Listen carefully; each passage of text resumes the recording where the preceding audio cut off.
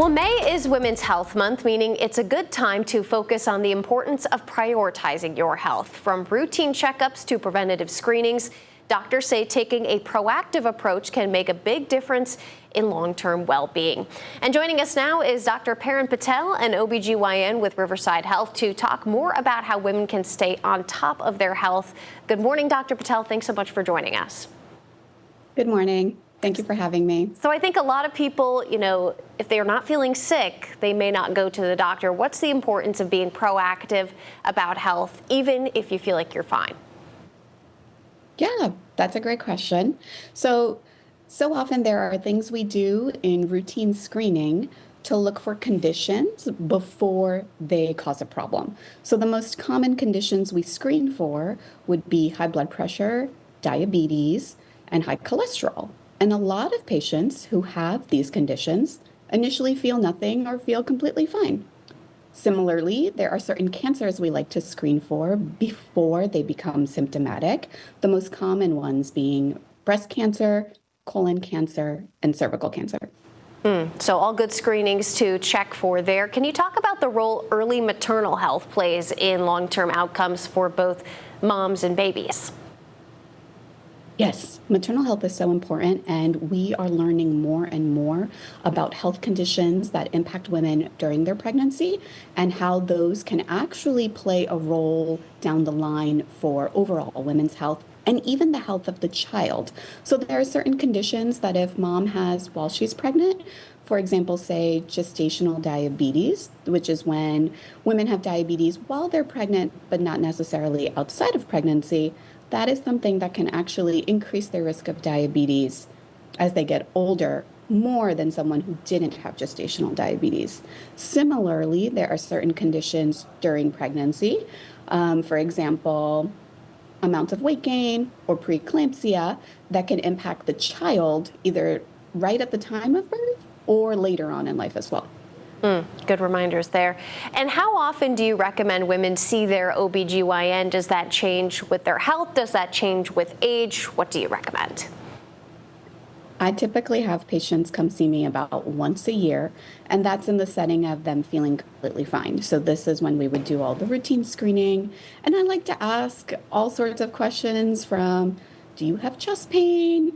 How are you going to the bathroom? And how your mood is, if you feel safe at home. There are so many things that women may not consider bringing up because it's part of their day-to-day life, or they think it's a normal part of aging. But having those conversations annually helps us track if something might be getting worse and if something needs more evaluation or even intervention. And you mentioned mood. How does mental health play into women's overall health, and does that impact your practice and your work? Yes. So I have a special interest in perinatal mental health and mood disorders. I think, with the way the world is and with women being the caregivers and the backbone of families and society, they take on a lot. And sometimes that can be stressful. It can lead to anxiety. It can lead to depression. And taking care of moms is how we're going to be able to take care of families and our entire community. And for the people who maybe are watching this and are thinking, I haven't been to the doctor in a while, I'm a little nervous to make an appointment, I don't know where to start, what would you say is step one? You call a Riverside OBGYN practice and see when you can make an appointment. You can make an appointment for a general checkup. And like I said, maybe that will elicit a discussion where something else needs to be taken into consideration. So you might need a follow-up appointment. Or there is something that you've been concerned about for a while. It's been bothering you. It's never too late to see the doctor. And then, of course, Mother's Day is coming up. What message do you want women to hear as that day approaches about taking care of themselves? Yes.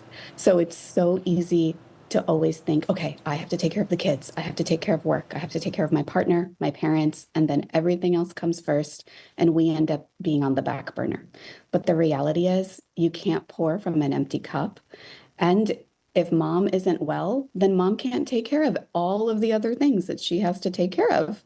So whatever it is you need to do, I think the easiest way to incorporate some type of health or wellness into our lives is trying to take a couple minutes out of the day. You want to figure out what works best for you. So if you're the type of person who needs to move their body, and if you can wake up 5 to 10 minutes early to squeeze that into your schedule, or you are someone that maybe needs 5 to 10 minutes at the end of the day to either journal or meditate. Something really easy that people don't think about is when you come home from work, if you can, sit in the car for a couple minutes and just have that be your alone me time. Maybe you need to listen to a podcast or a song or something that's just for you. And you want to start building small, healthy habits, and then hopefully you can build on them. Well, some great reminders for both moms and all women as we make our way through this Women's Health Month. Dr. Patel, thank you so much for your time. I appreciate it. Thank you. Yeah, have a great day.